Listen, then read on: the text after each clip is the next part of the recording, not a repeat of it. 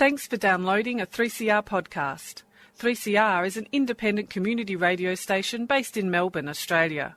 We need your financial support to keep going. Go to www.3cr.org.au for more information and to donate online. Now stay tuned for your 3CR podcast. But you also had people that were very fine people on both sides. And the aliens with mind meld and give them the technology. They're bad aliens. So are you surprised that Nazis were influenced by demons? No, if demons are real, I would definitely think they'd be on the side of the Nazis. Yeah. McDonald's is connected to the Clintons. They chop up the bodies and put them into the sausage and hamburgers. People are being cannibalized. Look it up. And I'm watching CNN talk about this as violent white nationalist protests. We have done everything in our power to keep this peaceful, you know? It's Pepe's become kind of a symbol. Welcome to Yeah Nah Pasaran, a show about fascism and its gravediggers. I'm Cam Smith.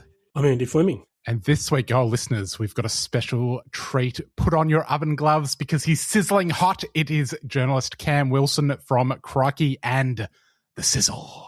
Hello, good to be back. Am I now officially the most returning guest that you guys have had? I have a feeling that we've had this conversation before, which means that you probably are. But between me and Jason, the Wilsons are racking up the appearances. Very glad to be here. Every time is a treasure, so thanks for having me. We're glad to have you. Cam, you have been reporting extensively on matters of intelligence artificial and war machines. Could you tell us a little bit about what you have found when you have gone looking into Palantir Technologies? Yeah, sure. So Palantir is a company that, you know what, now seems to have a lot of awareness, but explaining what it does is actually a little bit difficult.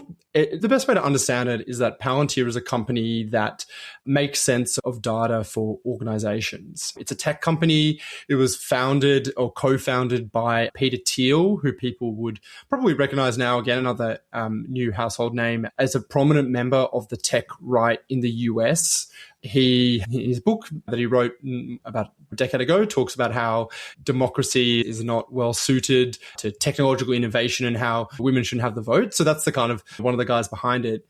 Palantir has really shot into the public consciousness over the last, I would say, probably 5 or so years, because the work that it has done, that data analysis, doesn't sound particularly sexy when you just say that.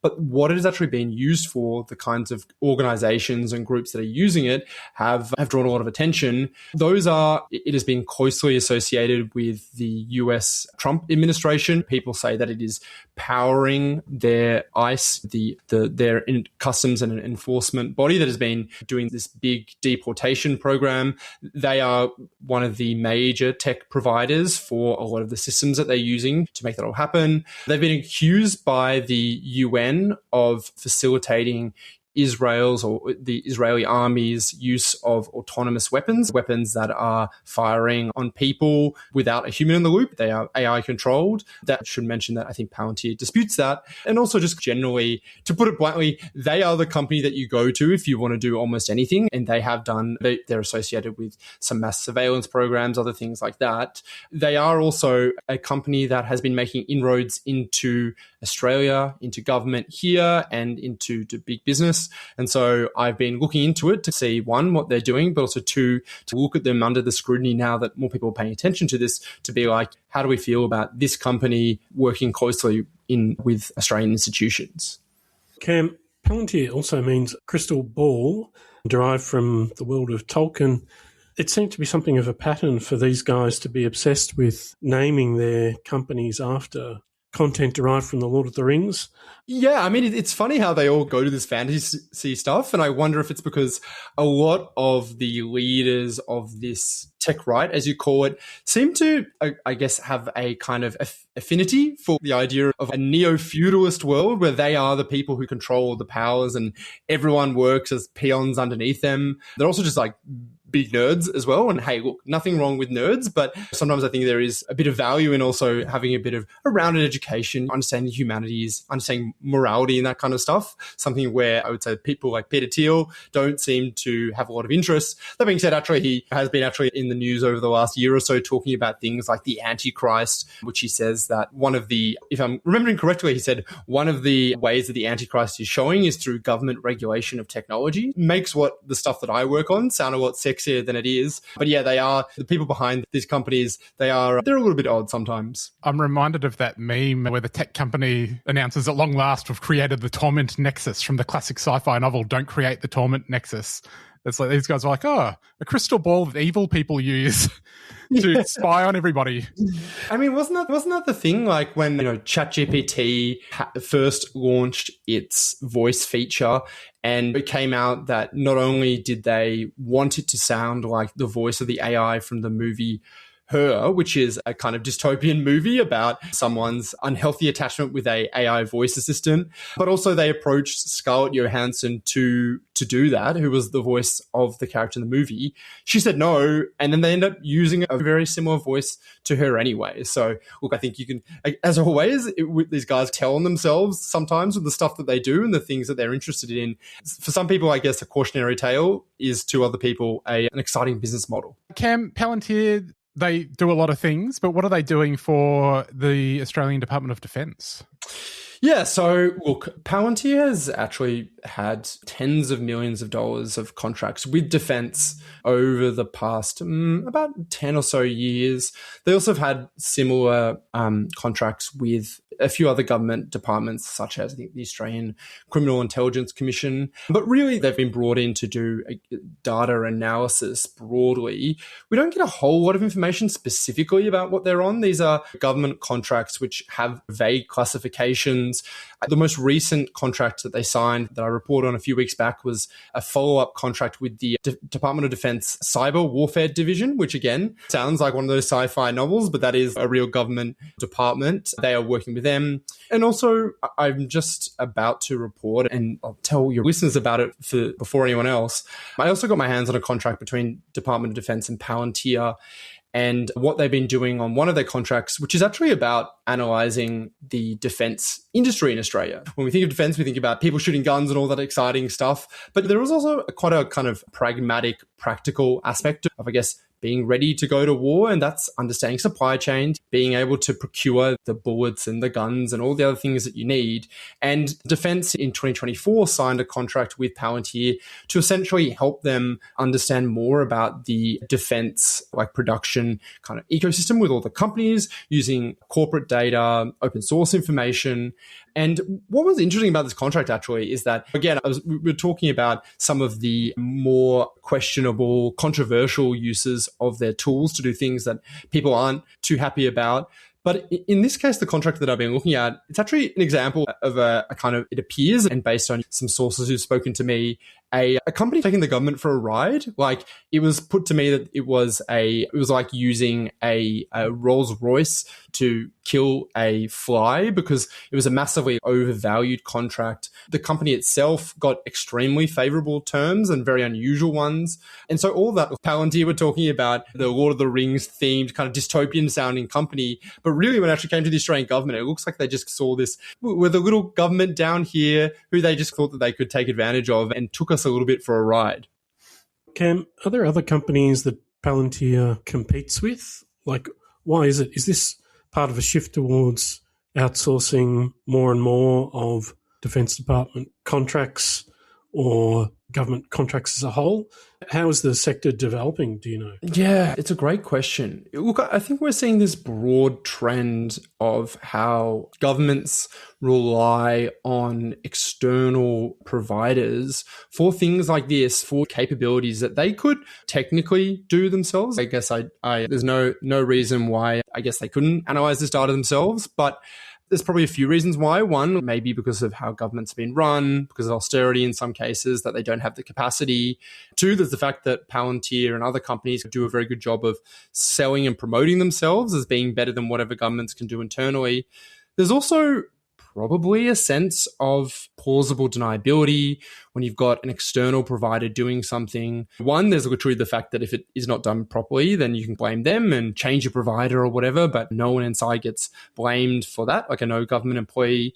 But also just if things are happening that a company is doing that are less palatable, that governments don't necessarily want to be associated with, if you hand it off to a private provider to contract that service out, then all of a sudden it's at arm's length to you. If you're, for example, using it in the case of, it was accused that Palantir was used for kind of like a mass surveillance program back in America close to a decade ago, you can be like, we're not the ones necessarily holding the data or collecting the data. They are. We're just the ones who are getting the insights. So look, I think there's a whole variety of reasons, but I do think that there's this growing ecosystem that is made possible by technology, which is that information data is so useful, analyzing it is so useful and actually surprisingly hard to do. But like if you get other people to do it, you can take advantages of all the asymmetries and arbitrage opportunities by getting other people to do it, whether it's outsourcing it to unpaid, or I should say lowly paid labor, whether it's doing dodgy things that governments don't want to be associated with, all those things while still being able to reap the benefits yourself. Cam, you've reported also quite a bit recently on the federal government's social media ban for under 16s. I noticed that Palantir seems to have gotten some of the work for identity verification. What's all of that looking like at the moment? Yeah, I'm not sure that it's quite Palantir. So I know that there is one of the main providers of identification services is this company called Persona, which has been backed by Peter Thiel, the co-founder of Palantir, who I should also say he's been on the board of Facebook. He runs a very influential Silicon Valley investment fund as well. He's got his finger in a lot of pies. There has been some commotion over the last few weeks about Discord, which I think was using Persona for a while, and people were drawing the lines between Peter Thiel, identity verification, how that could be misused. Look, I think the jury's a little bit still out on that, and here's why. Most of the major social media companies use third-party providers to do the identity verification. That's things like scanning your face or requiring you to upload government ID, or that's like a kind of passport or driver's license or whatever. That's for a few reasons. One, that's like an expertise, but also two, again, speaking of contracting things out, I think people feel a little bit better if these big social media companies aren't the ones who also have their government documents. I know staff from one of the major social media companies just said essentially, if we get them to do it, then people aren't going to say you have our passports or whatever. I know there is a big critique of age verification and the requirement to prove your age and linked to your identity that people say is revealing people's identity and makes it impossible to be anonymous on the internet anymore. I think it definitely has made it a lot harder. That being said, I do think there are other kind of ways to a little bit get around it. So I'm hedging my bets here to say that, look, I'm not sure that Peter Thiel has masterminded this system where he's unveiling everyone's identity on the internet. That being said, I do think that it's worth being extremely skeptical of these companies and paying attention to them, because the government has put in place a policy that is requiring us to give them a lot of data and very important data, information about ourselves. We should really pay attention to how they're doing it, because that is something that is primed for misuse. Cam, you wrote a little bit about the group that was pushing the campaign for the age verification program in Australia. It seemed like that they had a little bit to benefit from this change in terms of bringing in some sort of AI education program. Yeah. Which was funny because it reminds me of the low stakes Trump grifting from like the first term, where you could be getting everybody's data. Like there's a lot of money to be made. No, we want to do our AI education program. Could you tell us what was going on with that? Yeah, so one of the major groups that was pushing for the teen social media ban was this group called 36 Months. It was co-founded by Whipper, the Nova radio FM host, and also simultaneously and co-founded by another guy who runs a film production and kind of advertising studio. They really, I would say, quite effectively pushed for this to the government. They were responsible for example, pressuring the government. They literally would take parents of kids who had killed themselves and said that the ban would have stopped that and brought them to Parliament and got them to appear in front of the media. So they played it very well, and Whipper used his traditional radio connections. As the ban was coming up, I started looking into the group a little bit. And what I noticed was that, obviously, I mentioned Whipper, and many people are vaguely familiar with him. But looking at the other guy who was associated with it, the advertising and film production studio that he ran, it had its fingers in a lot of pies. One of them was this kind of plan to launch a kind of AI-powered student monitoring evaluation scheme. That kind of fizzled away and never came to fruition. Another one that was associated with it is that film and advertising production studio was simultaneously, at the same time as the founder was pushing for this teen social media ban, was also producing online gambling advertisements. And why that was interesting is, I'm not suggesting that he was paid off or whatever, that's not it. But in Australia, we had this big push for addressing the social media as the cause of all social harms for young people. At the same time, there's been no progress made on pushes for gambling advertising bans. And I just thought that it said everything, that someone who was literally earning their income from promoting gambling was also the guy who thought that the solution to young people's problems was banning social media. I'm not suggesting again that he was paid off, but just I guess you would say you can't, what do they say? You can't count on someone for being opposed to something that like pays for his dinner. The government had this question about what they were going to focus on, how they were going to spend their time. They were pushed by a group that wanted one thing, and unsurprisingly, that they aren't exactly campaigning on getting rid of gambling advertising themselves. Cam, I have another question. It's quite specific, Mr. Wilson, but can you tell us how the anarcho-communists from Ballarat are faring and why they're taking interest in the Philippines? I didn't know where that question was going. I thought you were going to put me on the spot or something. I am. And yeah, you are in a way, but I feel very prepared for this. So yeah, there was this X, the Everything app, formerly known as Twitter account, that was, as you mentioned, had some very strong views about politics in Australia, that suddenly started posting about Philippines politics and specifically about accusations of corruption by the government and in defense of another, I think he was a former politician who had been accused of corruption. This account also, at the same time that it was spring in Australia, started talking about how delightful the autumn leaves were around Ballarat. As you can probably gather, like, these posts were somewhat incongruent with their personality, and they were a post from an account that was identified as a pro-China influence campaign run on X by using what is suspected to be one of the early uses of generative AI to run these influence campaigns. There was a couple hundred accounts, or I think 150, I should say, but more than a dozen Australian accounts that were pretending to be Australian, posting Australian-looking things, but then suddenly would start posting about how much they couldn't trust the Filipino government or other things like that. So yes, like, this was an example of what appears to be an influence campaign running that's benefiting the current Chinese Communist Party. And what's, I think, particularly interesting is that now, almost 3 or 4 years ago, when Elon Musk took over Twitter and made it X, he cut a lot of the staff. Sometimes I hear people say, things are all good, it's still running. But a lot of the staff that were cut were in areas like catching things like influence campaigns. And this campaign, which was not particularly sophisticated, caught by some academics who I spoke to and reported it to me, was up and running. Some of them were banned after I reported to X, but I've been told that some of them have popped back up again. So it's still out there. Sorry, are we just assuming that this influence campaign was run by China because it was having a go at China's enemies? And there's no consideration given to the fact that it might be the Ballarat Chamber of Commerce pushing this stuff? That's true, and we do know that their tentacles go quite a long way, so I wouldn't be surprised if they're involved somehow. But look, I have to trust these academics. They've done the work. Speaking of AI, Cam, there is some sort of new AI safety initiative that the federal government is getting involved in.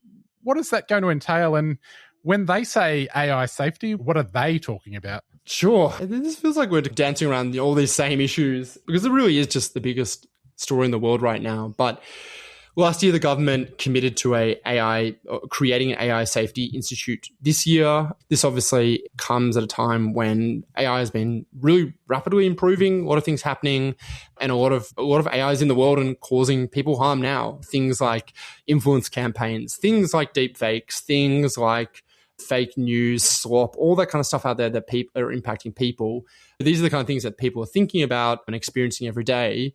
But actually, the discussion around AI safety and what it means to be safe from AI and how to prevent risks actually is pretty contested. And the kind of dominant school of thought traditionally in this field, bringing it back around to that sci-fi obsession and fantasy obsession of Peter Thiel, is from this, what they call themselves the AI safety community, who've been largely obsessed with more existential risks. So these ideas that AI is about to do Skynet, it's about to create a bioweapon, it's about to, whether intentionally or not, destroy the financial system. There is a lot of worry about that, particularly in areas that are close to the actual production of tech. There is in Silicon Valley, these kind of people who are called the AI doomers are pretty prevalent, and you hear people being like, we got to withdraw all our money from the banks and it's only a matter of time until it happens. So they are one of the groups competing to say, hey, what should AI's little old AI safety agency deal with? The question is, should we be focused on things like those far away potential risks? Should we be worried about the kind of here and now, those things that I mentioned before? Or should we be worried about missing out on the benefits of AI if we overregulate it? Probably predictably, that comes from the industry, who says that, as the line is, we don't mind regulation just as long as it's fair. They usually tend to have issues with pretty much every regulation. That is what they say. So that's the kind of fight that's happening right now as this institute's being set up.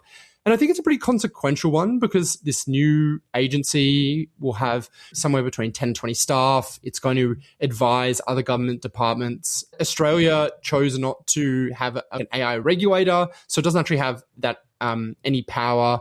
We're not going to have a dedicated AI act that says AI can't do XYZ. Instead, this agency is going to be the one that's tasked with working with all the government departments to make sure they are preventing everything bad that could happen from AI.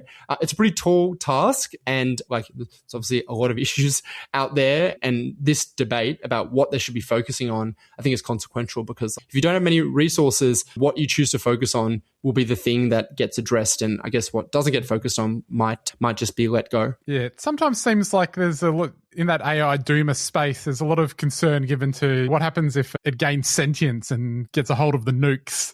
And not a lot to the idea that what if somebody used ChatGPT to spin up 1,000 influencer bots that just convinced somebody with their finger on the button to actually push it. Yeah. I think one of the critique of that doomer existentialist community is that it is implicitly, while they're dooming about AI, they're also promoting it, because you can only be worried about it if you think it's going to be immensely powerful. And the critique is maybe AI is very useful, but maybe it's never going to be sentient and, I don't know, take the nukes. So we'll see. I think, look, the nuanced answer is that this safety agency is going to have to deal with all of these things. And it is easy to be flippant about the faraway risks, but there's also, I guess there's the question of if someone can use ChatGPT or whatever to make a biochemical weapon. That is a kind of thing that is much closer. And what would happen then? I guess in some way I can just if there's a mass extinction event, whoever's left will deal with it. That's not my problem. I can't be bothered planning for it. Cam, I was interested in what your assessment of the overall approach of the Australian government to AI is. It seems generally favourable, and at the same time, it doesn't seem to be the case that questions regarding resource extraction or the fact that AI demands enormous volumes of water in order to function and the consequences of that in a dry continent like Australia, what that might be.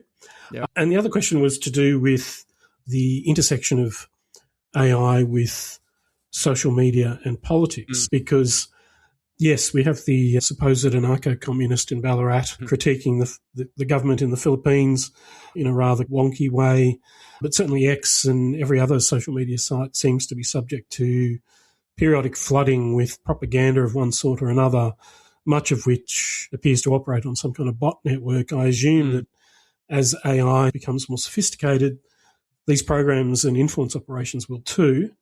which poses a problem, I guess, for perhaps some of these social or anti-social media companies, but the public at large. So 2 questions, Australian government's response to AI and what you think that entails for the future, and AI's capacity to ramp up the impact of various influence campaigns that have been running for some time now.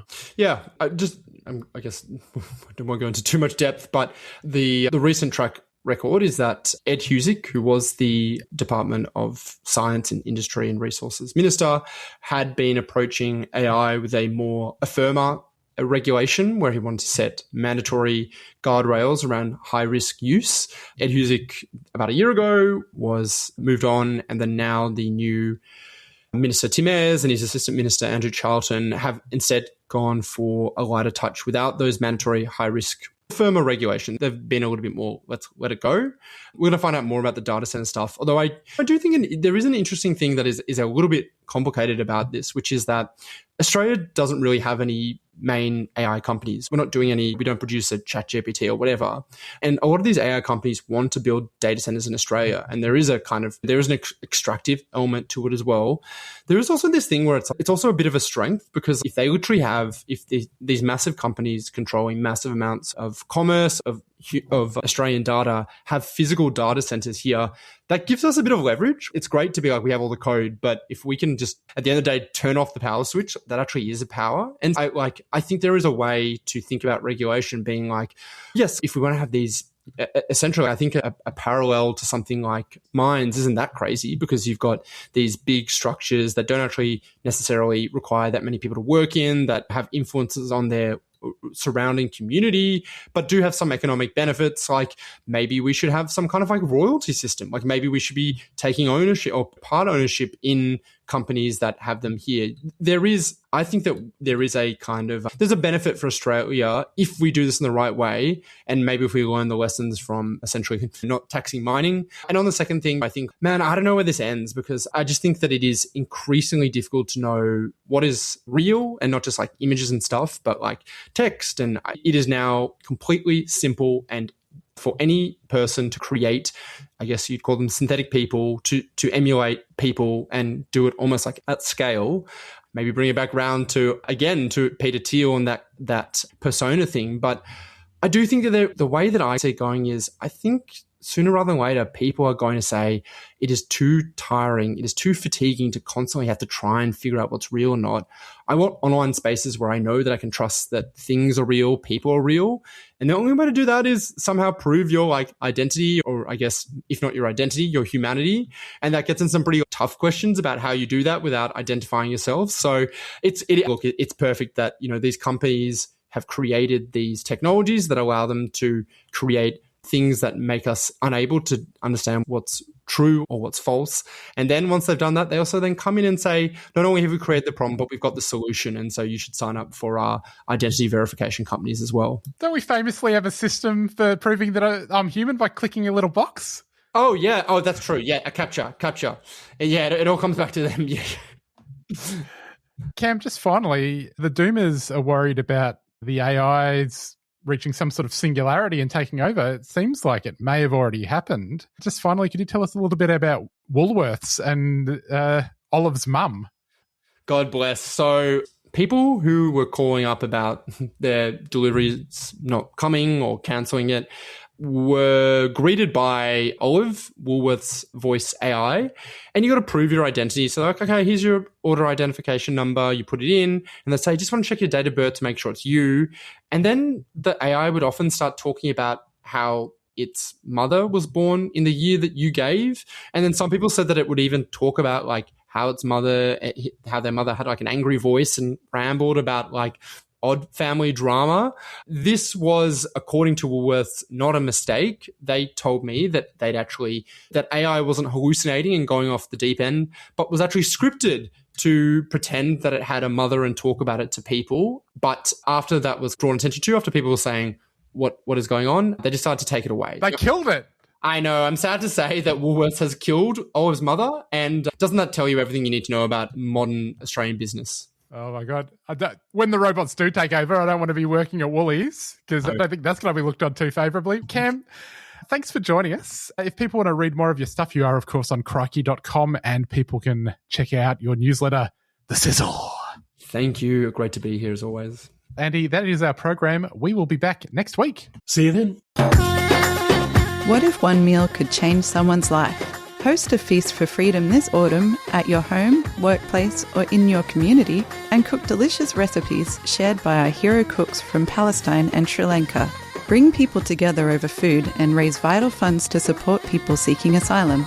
Register now and host your feast by the 30th of April at feastforfreedom.org.au. Feast for Freedom is an initiative of the Asylum Seeker Resource Centre, a 3CR supporter.